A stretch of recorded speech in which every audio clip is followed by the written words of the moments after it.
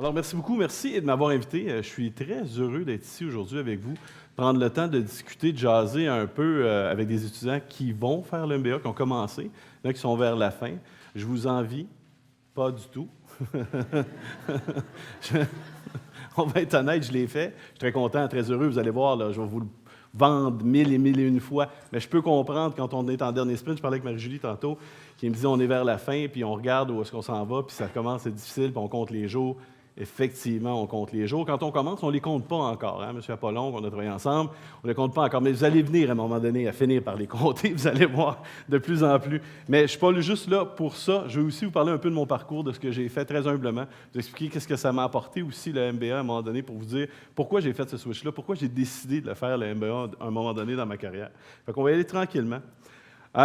Si je parle de ma carrière, je pourrais vous dire que j'ai toujours visé vers l'innovation. C'est pour ça que quand on parle de ma bio, c'est toujours gênant quand quelqu'un sort de notre bio, mais ce que j'aime qui en ressort, c'est que vous voyez qu'à toutes les fois, j'ai essayé d'amener quelque chose d'innovant, de faire les choses autrement, d'amener les choses de façon à ce qu'on pense toujours à l'extérieur de la boîte. Ça a toujours été mon fil conducteur. Puis je vais pouvoir vous démontrer des exemples très concrets pour vous démontrer ce qu'on a réussi à faire. Je vais essayer aussi de vous dire les vraies choses. Je ne vais pas essayer de donner des exemples tout le temps le fun. Là. Exemple, on a réussi, waouh, waouh, waouh, t'es super bon. Là. Je vais vous montrer quelque chose de plus intense des fois de temps en temps, puis vous expliquer comment on réussit à atteindre ça. Parce que vous allez voir, quand on décide d'innover, quand on décide de faire un MBA, vous allez être testé, challengé, hein, parce que vous arrivez avec vos 3 lettres de noblesse, puis ça semble vouloir dire quelque chose. Donc, les gens, ils s'attendent, il y a une attente derrière ça. Fait qu'on va essayer de clarifier tout ça ensemble, puis de regarder comment est-ce qu'on peut réunir notre travail, notre vision et justement cette formation-là ensemble.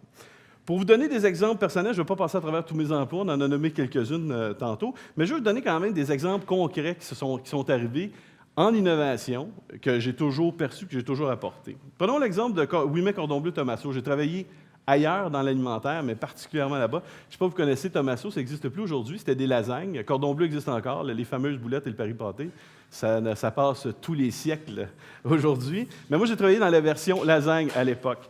Puis je me souviens, quand je suis rentré là, jeune gestionnaire, ils m'ont mis comme directeur d'usine. Je me suis dit, comment je peux régler les problèmes qui se passent dans mon usine, qui avait un énorme problème de rejet. Donc, on avait beaucoup de pertes sur la ligne de production. Je me suis dit, bon, qu'est-ce que je peux faire de différent? Des fois, ce n'est pas des grandes idées, mais c'est juste de prendre le temps peut-être de s'asseoir avec les gens, puis c'est ce que j'ai fait. J'ai dit, je vais rencontrer les équipes. Il y a des gens qui faisait 15, 20 ans qui étaient là. Je ne peux pas croire qu'ils ne savent pas, eux autres, qu'on en perd de la sauce. Ils doivent bien, ça doit être évident pour eux autres, où est-ce qu'ils sont les pertes. On a fait des mini-kaizen, on a commencé à les rencontrer. Première étape, c'est gagner leur confiance. Hein? Parce que quand tu t'assois avec ces gens-là, la première chose qu'ils vous disent, c'est toi le boss, tu es supposé quoi faire, dis-moi quoi faire, puis ça va aller là. C'est pas comme ça qu'on réussit à amener ce changement-là, mais à force de les convaincre, d'expliquer puis de leur donner la vraie crédibilité, l'authenticité, je vais en parler un peu plus tard, bien, ça fait une différence. À un point tel qu'il y en a un, justement, qui est venu me voir et qui m'a parlé, qui m'a dit, tu sais, Danny, il dit, ton problème de lasagne, là, c'est parce que tu as une perte de sauce, puis il dit, c'est pas très compliqué, puis il m'amène sur la ligne de production, puis il met son doigt, il dit, regarde, s'il y a un petit sillon, à peu près de cette grandeur-là, regarde, elle reste à l'intérieur de la sauce, finalement, puis on en perd pratiquement plus. Et le gars a juste mis son doigt sur le dessus de la lasagne. Ça fait 5 ans qu'il y a des ingénieurs qui cherchent quoi faire. Mais lui, il a mis son doigt sur le dessus de la lasagne. Puis je dis, on l'a la recette, ton doigt. Il dit, non, pas mon doigt. Je dis, non, pas ton doigt, je ne suis pas innocent. On va mettre quelque chose qui ressemble à ton doigt mécaniquement, puis on va le faire. En écoutant ce gars-là, ça nous a coûté 28,97 $. On a mis un faux doigt mécanique, c'était une genre de patente de Teflon qui tenait là. On a réduit à peu près les pertes de sauce de 150 000 $ par année.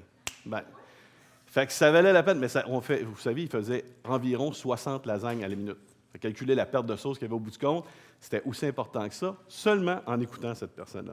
Crème glacée Lambert, je vous disais, on va parler des vraies affaires. J'ai été embauché chez Crème glacée Lambert pour le fermer. C'est spécial quand même. Le président m'a appelé à un moment donné, il m'a dit, Danny, on est en perte de contrôle totale, on va fermer l'usine. Est-ce que tu peux me donner un coup de main? Je ne sais pas trop comment réchapper ça. Je ne sais pas, j'ai demandé, mais qu'est-ce que tu veux? Bien, j'ai dit, tu veux la fermer définitivement? Ça, c'est assez facile. On écoule tes inventaires, tu mets plus d'argent dans tes poches possible, puis tu essaies de te retrouver un autre job après. Ou on essaie de la réouvrir. Il m'a dit, bien, j'aimerais ça qu'on soit capable de la réouvrir. Il dit, écoute, on a fait des erreurs dans notre vision stratégique, on s'est trompé un peu, j'aimerais ça qu'on la reparte. Bien, j'ai dit, il n'y a pas 50 000 à faire avec ça, c'est la transparence. C'est que les employés savent que ça va mal. Il dit, bien non, bien, on va leur dire. Est-ce que nos parties prenantes savent que ça va mal? Il dit, bien non, il y a juste la banque qui le sait. Bien, on va faire une rencontre avec les employés pour qu'on les garde motivés, qu'on soit capable de leur expliquer dans quelle situation constitue, pour qu'ils comprennent aussi pourquoi on leur demande de couper leur temps, couper l'overtime, puis de regarder, parce qu'on est en train d'essayer de sauver leur emploi. Fait que la transparence est importante. Ils disent, oui, mais les parties prenantes, moi, je travaille avec des grandes chaînes. Ils disent, j'ai pas vraiment l'intention d'aller m'asseoir avec eux et leur dire que je serais peut-être pas capable de faire le crème glacée. Mais c'est parce que la réalité, c'est que tu seras plus capable de la faire. Si tu veux réouvrir, moi, je pense que tu n'as pas le choix d'être transparent. On a eu des rencontres avec des grandes chaînes, Métro, IGA, parce qu'on faisait la marque Maison de Métro à l'époque. Puis on s'était assis avec eux autres, puis on leur a dit, écoutez, on est en situation financière précaire. Il se peut que dans quelques mois, on ne soit plus capable de fournir vos crèmes glacées. On en a un inventaire, ça va être difficile. Est-ce que vous pouvez nous aider? Est-ce que vous pouvez nous appuyer? On va s'assurer de faire les choses en bonne et due forme. Surprenamment, puis je vous le dis, parce que c'est vraiment mon expérience qui parle, bien, ces gens-là nous ont appuyés, nous ont aidés. Puis vous allez dire comment?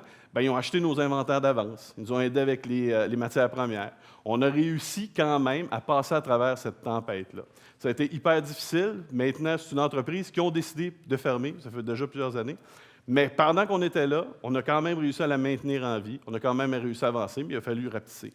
Le message derrière ça, c'est que la transparence nous a servi. Souvent, on le cache, on attend que ça arrive. Moi, je vous dis, dans cette optique-là, on a réussi quand même à le faire en toute transparence. C'est 2, 4, 3, 3, hein? Excusez. La technologie. Nous autres, on fonctionne avec des iPads. Bon, je poursuis. Moisson Montréal. Moisson Montréal, une grande fierté, Philippe Papolon, qui est ici, qui travaille avec moi ensemble, que je dois partager ces réussites-là avec lui aussi, parce que tous les gens qui ont travaillé chez Moisson Montréal ont participé à ça. On a fait bien des choses chez Moisson Montréal avec l'innovation. Quand je suis arrivé dans cette banque alimentaire-là, pour ceux qui l'ont déjà suivi dans les médias, je ne voulais pas travailler dans une banque alimentaire, je l'ai dit souvent, c'est drôle, je vais vous la raconter. Un chercheur de tête m'a appelé et m'a dit « Monsieur Michaud, vous êtes en 2 mandats, on a entendu dire que vous pourriez peut-être prendre un emploi. Il y a un poste de directeur général chez Moisson Montréal. » Je dis « OK, c'est intéressant. » Il m'a dit « Regardez ça, puis je vous rappelle dans une semaine. » Moi, j'ai dit « Pas regarder mon CV, certain. » Pour moi, Moisson Montréal, c'était un sous-sol d'église qui donnait aux gens dans le besoin. Je suis bon en opération, les lignes de montage, je n'étais pas trop certain de ce qui se passait là. Elle me rappelle 2 semaines plus tard, elle dit « Monsieur Michaud, elle dit, est-ce que vous avez pensé à votre affaire? » Je dis « Honnêtement, je n'ai même pas regardé. » Je dis « Je ne pense pas que je suis fait, je n'ai pas votre profil. » Elle dit « Non, vous êtes vraiment votre profil. » Je dis « Vous n'avez vraiment personne, parce que là, vous n'arrêtez pas de marceler. » Elle dit « Non, non, elle dit « Venez visiter. » Et j'arrive là, et je tombe en bas de ma chaise, 100 000 pieds carrés d'entreposage. Et c'était l'enfer, hein, parce qu'on peut dire que c'était l'enfer. Il y avait des aliments partout. Puis moi, qui étais un spécialiste des opérations, je me suis dit, aïe, OK, là, je peux faire quelque chose. Là. Je ne pensais pas que c'était ça, moi, sur Montréal. Fait qu'on a travaillé, on a mis un système informatique en place. Imaginez une banque alimentaire, on met un système informatique en place. On a mis des systèmes de traçabilité. On a fait le respect de la chaîne de froid. On s'est assuré d'avoir de santé et sécurité. On s'est assuré de faire vraiment l'ensemble de toutes sortes de petits projets qui nous a amené un jour à notre gros projet. Puis notre gros projet, vous en avez sûrement entendu parler encore il y a quelques semaines, parce que ça a ressorti dans les journaux dernièrement. On a réussi à créer comment ramasser la viande dans les épiceries. Puis ça, là, je me souviens, on s'était assis et on se disait, y a-t-il des protéines qui sont des manques alimentaires? Puis non, les protéines, on ne peut pas faire ça. On n'est pas capable, ils ne voudront pas nous donner. De toute façon, je ne suis pas sûr qu'ils en jettent autant. Puis je me souviens très bien, j'étais chez nous, dehors, l'été. J'allais me chercher quelque chose pour mon barbecue, de la viande en l'occurrence. Puis j'ai dit, je vais poser la question, puis je vais regarder. Ça s'est passé vraiment comme ça. Aujourd'hui, c'était un méga projet. Mais ça a commencé comme ça. Je suis rentré dans une épicerie d'Abla, puis j'ai posé la question en disant, est-ce que vous jetez de la viande? Pour vous démontrer à quel point l'innovation peut faire peur, la personne m'a dit, non, je ne jette pas de viande. Je dis, non. Je dis, la viande qui est ici, vous la vendez toute. Ben non. Alors, vous en jetez. Il dit, on la jette, il dit, elle n'est plus bonne. Fait qu'il dit, on la met dans un conteneur, puis ce conteneur-là sert pour nourriture animale ou des cosmétiques, tout dépend de ce qu'il y en est. Je dis, quand est-ce que vous allez faire cette rotation-là? Il dit, demain. Bon, je dis, OK, demain, je vais revenir. Je dis, peux-tu me demander à ton gérant? La deuxième question qu'il m'a posée, il dit, t'es qui, toi?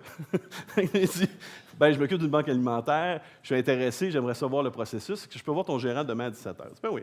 Gérant super gentil, il ne comprenait pas pourquoi j'étais là, mais j'ai dit, moi, je veux voir votre processus pour jeter. J'avais vraiment l'air weird. Il dit, OK, je vais te le montrer, mais il dit, je comprends pas, mais il dit, vas-y. Fait que finalement, il y a quelqu'un qui est arrivé avec un bac à roulettes, c'est très simplement, puis il mettait les morceaux de viande à l'intérieur, puis après ça, s'en allait derrière le backstore, puis il jetait ça dans le conteneur, et c'était fait.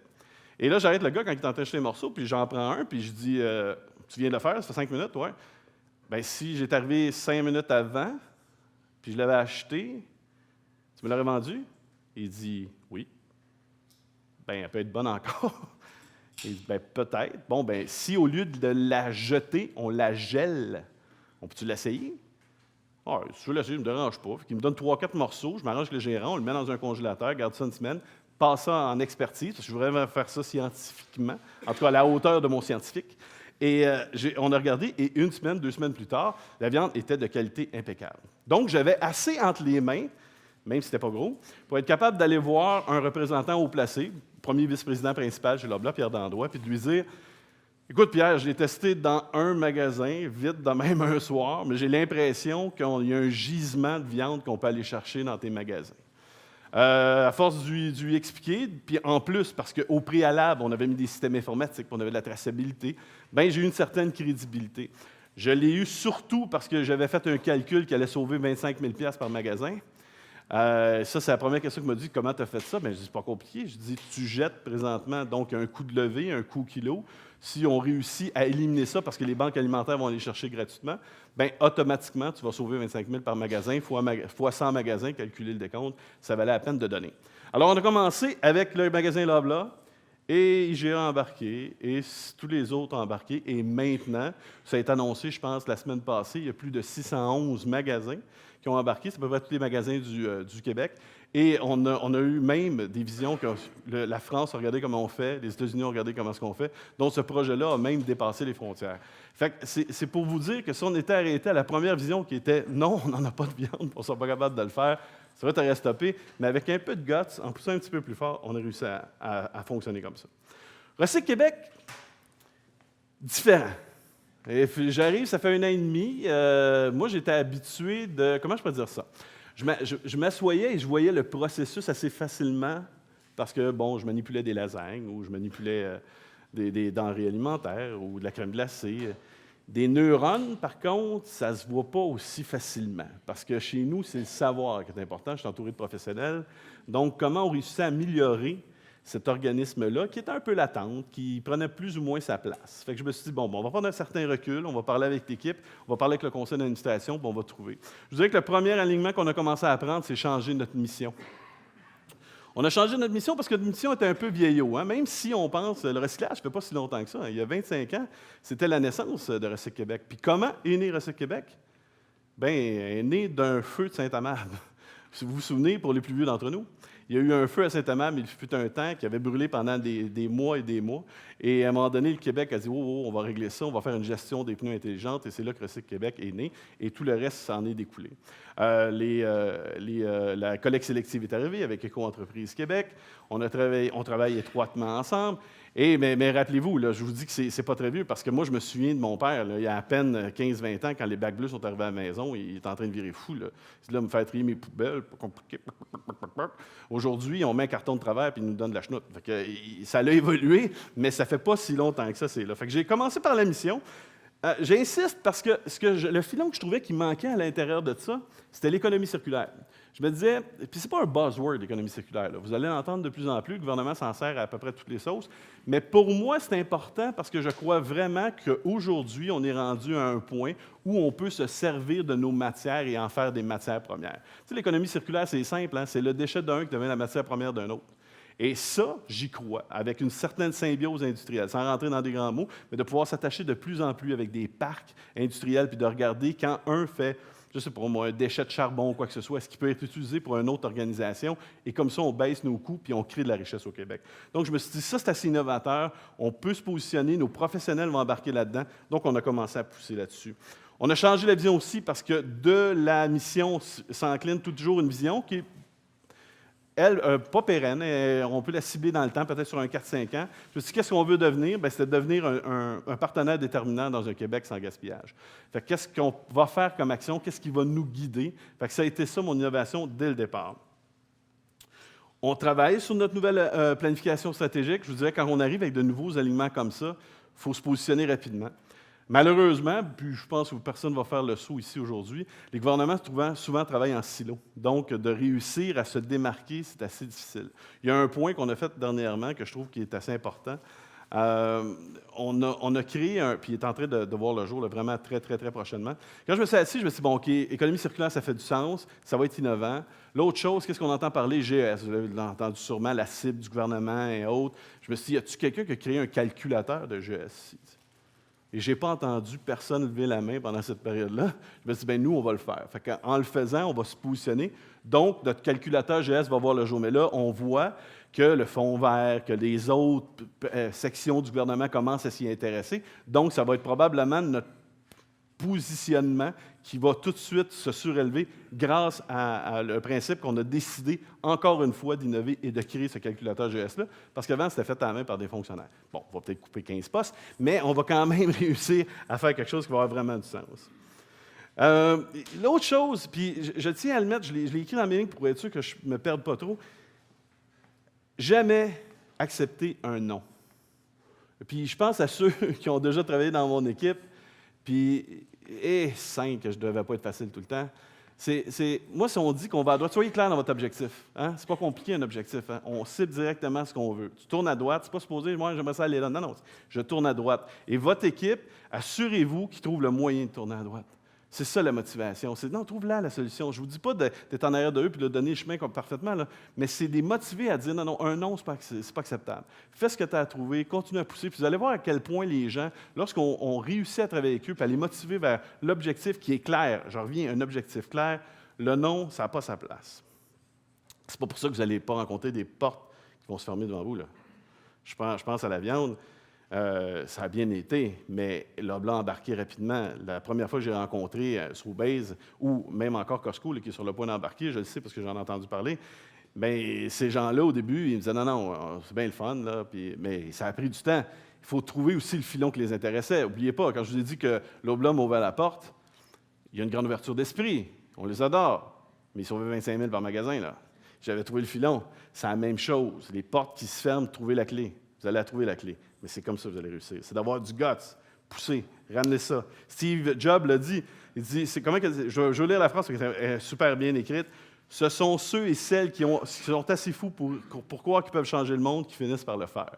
Je crois vraiment ça, moi aussi. Je pense que si on se rebute et qu'on arrête à tout bout de champ, on ne finira jamais. Mais si on y croit vraiment et qu'on continue à traverser des portes, moi, je vous dis qu'on réussit à arriver par-dessus. C'est pas facile non plus de faire autrement. Ça, je veux vous prévenir, là, ça a l'air simple de même, mais quand on arrive et qu'on arrive avec nos bonnes idées, c'est facile d'en parler aujourd'hui quand c'est fait, mais quand on arrive avec ces idées-là, vous allez faire face à beaucoup de... Ça prend une bonne personnalité, c'est ça que je veux vous dire. Parce que même le conseil d'administration va être inquiet. T'sais, si vous dites, ben là, moi, je me lance dans la récupération de la viande, puis vous êtes une banque alimentaire, puis vous n'avez pas d'argent, ça se peut qu'ils disent, calme-toi un peu, là. Tu n'iras peut-être pas là aujourd'hui, mais non, il faut les convaincre, il faut arriver à nos fins puis continuer à pousser. L'authenticité, la transparence, c'est les mots-clés à l'intérieur de ça, ça ne peut pas vous tromper. Si vous dites ce que vous pensez vraiment, puis vous n'essayez pas de détourner. Tu sais, je savais, moi, que le gars de Loblaw, ça l'aurait excité 25 000, je le savais. Fait que je n'ai pas essayé de faire semblant d'eux ou de l'amener de manière détournée. J'ai commencé tout de suite par ça quand je suis arrivé à peu près à ma troisième phrase. Fait qu'en étant authentique, puis en lui démontrant ce qu'il avait besoin, ça passait assez facilement. Comme gestionnaire, autre point qui est important, puis vous allez sûrement l'entendre pendant votre MBA, assumez-vous. Prenez une bonne décision, là, les bons coups, par exemple, d'habitude, on les prend, puis on est content. Mais quand on en fait un mauvais, portez l'odieux aussi. Et ça, c'est difficile. Parce que c'est facile de dire, ouais, mais ma faute, c'est ça, puis c'est lui, puis c'est pas l'autre, puis j'ai pas été. Non, on dit, je l'ai fait, c'est plate, c'est la donne de main. Je vous compte des bons coups, je peux vous en compter des très mauvais, j'ai fait 30 secondes. Je ne l'ai pas écrit celle-là, mais 30 secondes. Avant toute ma carrière, je suis comme un chat, moi, j'ai comme 22 vies. Avant toute ma carrière dans l'alimentaire, j'ai eu une petite passe de 5 ans dans l'aviation. 5 ans. Pourquoi je ne suis pas resté longtemps dans l'aviation? Parce que j'ai pris un cours de mécanicien et j'ai de la misère à planter un clou. Ça vous donne une idée, là? Je pensais être capable de changer ça un jour. Non, ça n'a pas marché. Ce qui m'amène à vous expliquer qu'un jour, ils m'ont donné, même si je n'étais pas bon, je vais être très clair, je n'étais vraiment pas bon du tout, ils m'ont quand même donné une des plus grosses jobs sur un avion. Je ne sais pas s'il y a des gens dans l'aviation ici, là, mais ils m'ont demandé de changer, un ATR-42, ils m'ont demandé de changer le panneau à fioul de l'ATR-42 qui est sur le dessus de l'aile, qui est un monocoque. Un morceau, 963 vis exactement. Et c'est pas simple, il faut que tu fasses ça, puis tu lèves ça tranquillement. Puis ils m'ont mis en charge de tout ça. Je ne sais pas si tu sais le prix d'un panneau de monocoque. très cher, on parle de plusieurs millions. Alors, on dit, Michaud, tu dois être capable au moins de dévisser des vis. Je me dis, oh oui, je vais y aller. Puis je me suis lancé. Et c'est pas pour rien que je lui ai dit 963 vis, parce que j'avais arrêté à 960. Et du bout de l'aile, avec toute ma grande confiance, bien, j'ai pris le panneau, puis je l'ai levé tranquillement, puis ça va bien. Tranquillement, ça va bien, jusqu'à temps que ça fasse clac et qu'il fende en deux. Là, j'avais deux choix. Ça m'en allait en courant parce que je savais que j'étais faite. Ça, c'était le premier. Le deuxième, c'était essayer de me trouver 50 maudites questions niaiseuses ou réponses niaiseuses et dire « Je sais pas, je sais pas, je ne m'ai pas rencontré, vous ne me l'avez pas dit, là, vous auriez dû m'accorder, vous savez bien, ça vaut cher, pourquoi vous me donnez ça à moi? Je suis le plus innocent du groupe, pourquoi vous avez fait ça? » J'aurais pu... J'ai dit « Non, regarde, t'es cave, t'en as oublié 3, tu vas descendre les marches, puis tu vas les dire. » Bon, je ne les ai pas descendus vite. Mais je les ai descendus pareil. Je me souviens très bien, Serge Bourbonnais. Je l'ai rencontré. Je ne sais pas si tu connais. Bon, mais tu pourrais y parler du panneau, il va s'en souvenir. Nomme plus mon nom, s'il m'a oublié, je fais comme ça. Mais Serge Bourbonnais, quand je suis rentré dans son bureau, j'ai dit Serge, il dit oui. Je dis petite gaffe du panneau. Ah, il dit ouais, petite gaffe. J'ai scrappé le panneau. Il dit t'as scrappé le panneau. J'ai scrappé le panneau. Fini panneau. Il dit ça se fait pas. Il dit c'est un morceau. Oh, oui, il dit il est gros. Fini panneau. Quand il est arrivé là, il a vu Fini panneau. Il dit calvaire, les assurances. Dan, il dit attends un peu. Il dit attention, il dit écoute, c'est ce que je fasse. Ils ont mis ça sur les assurances. Je n'ai pas perdu mon emploi. Ils ne m'ont même pas suspendu. Tout ça parce que je pense que j'avais été honnête et authentique. Tu le remercieras. Je ne vais juste pas nommer mon nom. Mais je reviens à ça. Je reviens au pourquoi on doit faire ça. Puis qu'est-ce qui est important. Je l'ai dit. Oui, Thomasson, on a écouté les gens. Tremblay-Lambert, on a été transparent. Moisson Montréal, on a décidé de défaire des paradigmes, puis d'avancer, puis de faire de notre mieux. Puis c'est vrai que ça a fait une grande différence. Puis j'essaie de continuer à le faire chez RSC Québec. Je brasse les cartes, j'essaie d'ouvrir de nouveaux marchés, j'essaie de trouver de nouveaux mandats. Puis honnêtement, ça porte fruit. Je peux même le dire aujourd'hui, ça nous a porté fruit déjà. Il y a la loi 102, je ne sais pas si vous connaissez la loi 102, c'est la loi sur l'environnement qui a été déposée la semaine passée. On a réussi à aller chercher tout programme et projet qui sont faits par la loi 102, qui étaient faits par le ministère avant, ça n'a jamais été fait en 25 ans. Je me souviens que le jour où on a déposé notre mémoire, le monde nous a dit « Tu ne peux pas changer la machine gouvernementale. » On l'a eu quand même. Fait qu'on est rendu là, on avance tranquillement, mais il faut continuer à pousser. Bon, à Star, carrière, Dan, on parle d'MBA. Pourquoi un MBA? Je vous dirais, premièrement, c'est une boîte à outils. Mon grand-père m'avait déjà dit, Danny, si tu veux être un généraliste, c'est mieux d'avoir le maximum d'outils parce que ça change tellement vite qu'à un moment donné, tu n'auras pas le bon outil pour travailler. Il avait raison. Pour moi, le MBA, à la base, c'est un outil. Je me suis dit, ça va me servir à un moment donné, je ne sais pas quand, mais quand ça va me servir, il va être là, puis je vais être prêt. Puis c'est vrai que c'est devenu un outil pour moi, puis ça m'a servi. Il faut que je raconte une anecdote par rapport à ça, parce que le jour où j'étais à peu près où est-ce que Marie-Julie, vers la fin de mon MBA, j'ai eu la chance, à un moment donné, pour un travail de session, de rencontrer le président du conseil d'administration de Couche-Tard. Je ne sais pas s'il y en a qui connaissent bien l'alimentation, M. Réal Plourde. J'ai eu la chance de m'asseoir avec lui, je dis, je fais mon travail de MBA, je suis vers la fin. Fait qu'il dit, tu fais ton MBA? Il dit, c'est intéressant. Il dit, ça veut dire que tu as un MBC. Et là, j'étais complètement découragé. J'ai dit, un MBC? Je dis, non, j'ai pas d'MBC, là. Puis j'en veux pas d'MBC. Je travaille comme un débile, j'ai plus de temps de faire des MBC, j'ai pas ça. Il dit non, Danny, c'est impossible, c'est sûr que tu as un MBC. J'ai dit non, j'en ai pas d'MBC. Puis honnêtement, j'avais la voix tremblante, on est fatigué, ça fait, je sais pas, 12 mois qu'on court. Puis lui, il veut que je fasse un MBC, j'ai dit j'en ai pas. Il dit t'en as. Il dit c'est une maudite bonne conjointe. Et il avait raison, parce que les statistiques sont vraies. Je ne sais pas si vous l'ont dit, 12 des étudiants se séparent. En tout cas, notre cohorte l'a respecté. Pas moi. Moi, je suis resté avec ma conjointe. Mais honnêtement, c'est vrai. Les gens qui vous entourent font une différence lors de votre MBA. Ça prend des gens qui font le sacrifice de vous laisser aller les week-ends et être partis tout le temps. Pour ça, je vous le dis, c'est un grand hommage à ma conjointe, mais cet homme-là m'avait rappelé que c'est vrai que j'avais une femme exceptionnelle entre les mains. Je vous dirais aussi que ça représente pour moi, OK, je veux juste regarder. Oh oui, très important. C'est pas moi qui l'ai sorti, mais c'est vrai. Le MBA, c'est comme un marathon. C'est vraiment ça. Partez pas en courant, vous allez tomber dans le milieu. Là. Ça ne sert à rien. Là. Fait que c'est de prendre sa vitesse tranquillement, puis vous allez avoir chaud, ça va être difficile, ça va être pénible, ça va être long. Prenez une gorgée d'eau, puis continuer, puis prenez-vous des petites pochettes de sel parce que c'est long. Hein? Mais il faut continuer tout le temps au même rythme, vous donnez, vous motivez avec les gens alentours, vous vous appuyez. Si vous êtes proches un l'autre, parlez-vous, continuez à avancer. Regardez le fil d'arrivée, il s'en vient, découragez-vous pas, puis rendez-vous. C'est vraiment un marathon. Essayez pas de le faire plus vite que les autres, pensez-vous pas supérieur, je l'ai essayé. Moi, je me considère vite dans la vie. Bon, pas en mécanique, là, vous l'avez compris. Mais autrement, je me considère vite dans la vie. Puis je me souviens très bien que le premier cours que j'ai fait, j'ai plus ou moins étudié. Plus ou moins. Puis je me suis pas mal planté. Fait que je me suis rendu compte que non, tu ne peux pas bypasser. Il y a des affaires qu'il faut que tu fasses, puis il faut que tu respectes. Mais vous allez vous rendre au bout. Mais prenez votre temps. Faites-le un rythme constant, plus que courir, arrêter, courir, arrêter. Je vous le dis, vous allez finir par vous brûler. C'est aussi le principe, je comprends que c'est beau dans un CV, là, c'est vrai, c'est une belle carte d'affaires. Ils vont vous le dire, là. Moi, je ne fais pas la job des directeurs, là, ils vont vous dire ça. Moi, je trouve que ça m'apporte une crédibilité. L'autre affaire, c'est qu'il faut être patient. Tu sais, je pense que ça t'apporte une crédibilité long terme. Parce que ça prend aussi des legs, là. C'est pas juste un MBA. Moi, je pense que tu prends ton MBA amalgamé à des choses que tu as faites et à des choses que tu as réussi à faire. Puis ça, il faut être patient. Fait que je le lance comme message parce que j'en ai qui m'ont dit, mais un MBA, je peux me placer. Ben oui, mais parce qu'il faut que tu aies aussi de l'expérience. Il faut que tu jumelles ça aux deux. Mais je pense que la patience, à long terme, ça finit par être payant puis ça vaut la peine. Honnêtement, à chaque fois, c'est sûr que j'envoie un CV où j'ai de quoi ils l'ont regardé. Là. Y a-tu un MBA? Puis ça se parle, puis ça se dit. Fait que oui, c'est crédible. Je vous le dis, c'est une des grandes sources. Ceci étant dit, servez-vous de ça comme un outil. C'est comme ça que vous allez réussir. Prenez-le, puis prenez votre MBA, prenez cette structure-là, vos réseaux de contacts, puis léguez avec ça. Et ça va faire une grande différence.